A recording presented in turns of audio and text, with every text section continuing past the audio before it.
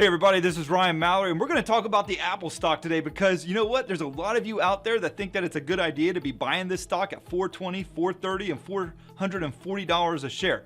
Personally, I think it's crazy, but there's a lot of you out there that are doing it, and so I'm going to do a whole video dedicated just to the Apple stock so that you know exactly what we're talking about, what you need to be worried about in the days, weeks ahead, and also the potential for it to keep going higher as well. Now listen, I wouldn't do a whole video on Apple, okay? I feel like this is one of those stocks that everybody knows about and everybody likes, but guys, I look at the Robinhood website and I'm seeing that like 11,000 of you guys have bought this thing in the last 24 hours. Another 46,000 of you guys have bought it in the last 3 days. And another 82,000 of you guys have bought it in the last week alone. You take it over the last 30 days, 163,000 Robinhood bros have bought Apple stock for their portfolio.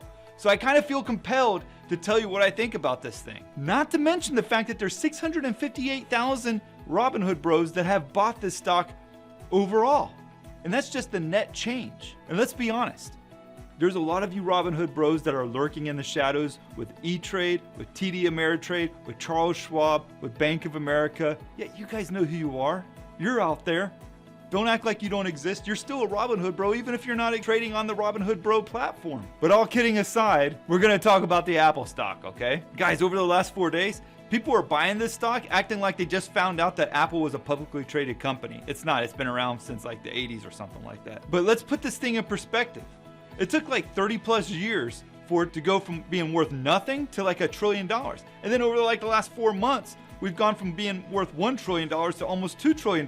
And that's in the middle of a pandemic. We've got unemployment in double digits. We've got GDP contracting at 32, 33%. We've got millions of Americans contracting the COVID disease. And all along, we're just hoping that the Congress is gonna give us another $1,200 on our bank account. We have to ask ourselves, is Apple really going up because the company is doing that good right now? Or is it because that Uncle Sam just keeps putting money in our account, whether it's $600 extra a week because we can't find a job, or it's because it's a $1,200 stimulus check just because Uncle Sam loves us? I don't know, but nonetheless, Apple keeps going up. But at what point does this thing start coming back down to earth? And it's done that plenty of times in the past. It did it back in March. It went from over $320 a share down to like $220 a share before finally bouncing and doubling in its size. It went from $213 up to $438 a share as of today's close. I mean, it's completely preposterous. So what concerns me is that there's a lot of people that are all of a sudden saying, hey, Apple's trading at $420 or $430 or $440, and I'm afraid that I'm missing out on this trade, so I need to get into it. But I always tell you guys, don't get into trades where you can't manage the risk. Look, it could keep going higher,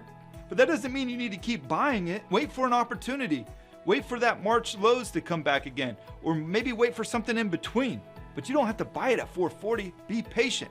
So much of your gains in the stock market will come from you being patient and waiting for the right entry price. When you don't wait for the right entry price, that's when everything goes haywire. If you're looking to get into Apple right now, what are you really looking for at this point? Are you looking for it to go to $660 a share, where it has like a $3 trillion price tag? Or do you think there may be more of a likelihood that it will come back down to $360 a share and give you a better entry price into the trade itself? That's what I'm going to tackle in this video and more. Guys, this is the daily chart of the Apple. Check it out. You have a beautiful channel that was perfectly intact until it decided to report earnings and everybody go wild on the stock and shoot it right through the upper channel.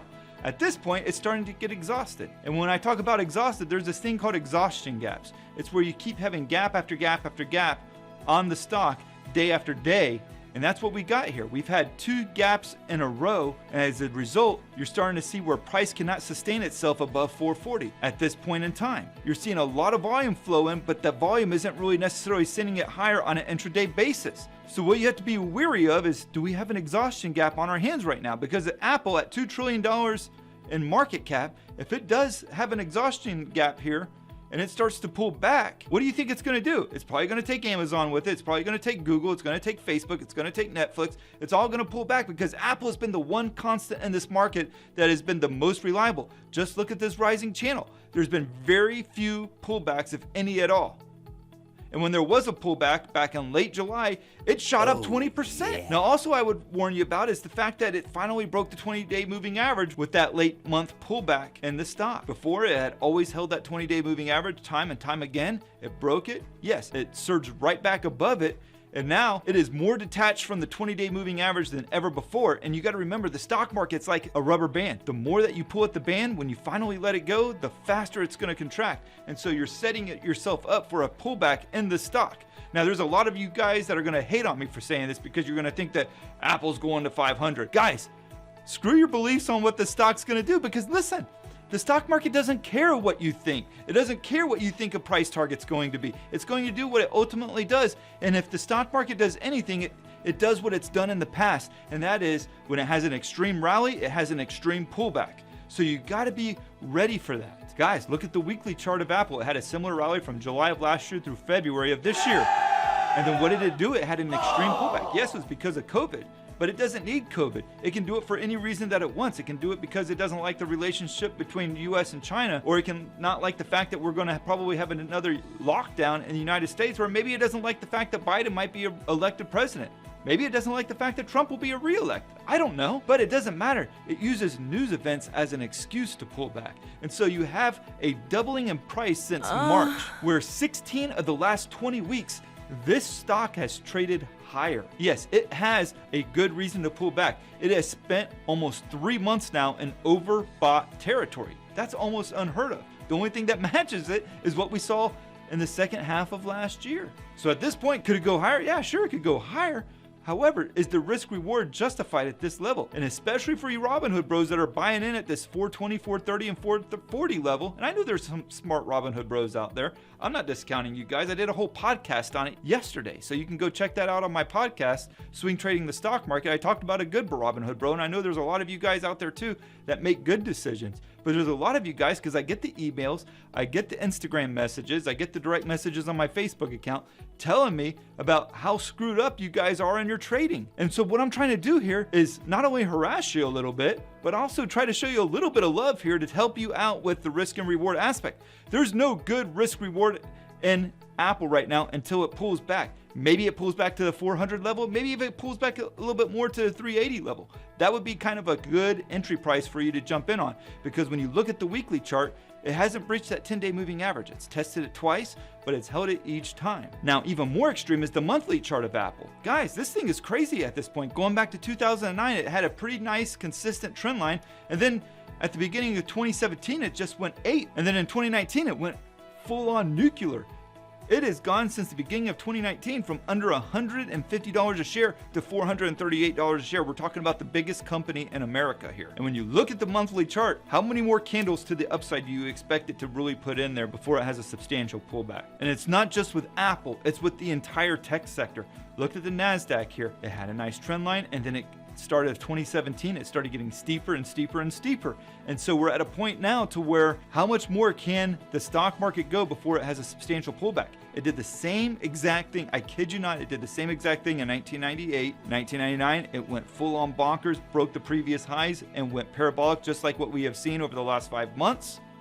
And then it had an 87% pullback. Am I saying that we have an 87% pullback in store for us right now? No. I'm just trying to say that there's a precedent for it, and that you have to be concerned about a pullback at this point in time. So if you're in Apple, have a tight stop loss if you're getting in 420, 430, 440, because I feel like that the deck is stacked against you at this point.